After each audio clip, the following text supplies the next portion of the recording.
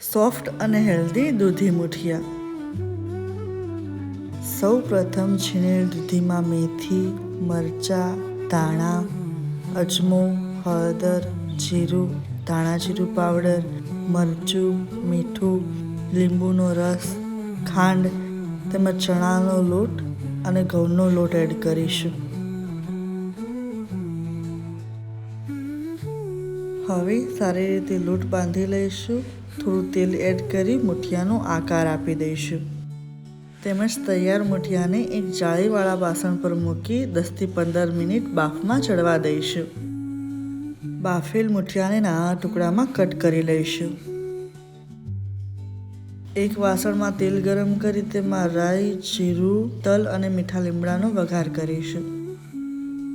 વઘાર સારી રીતે ચડી જાય એટલે તેમાં કાપેલ મુઠિયા એડ કરી થોડીવાર ચડવા દઈશું. તૈયાર છે આપણા સોફ્ટ અને હેલ્ધી દૂધી મુઠિયા. ચા સાથે એકદમ પરફેક્ટ.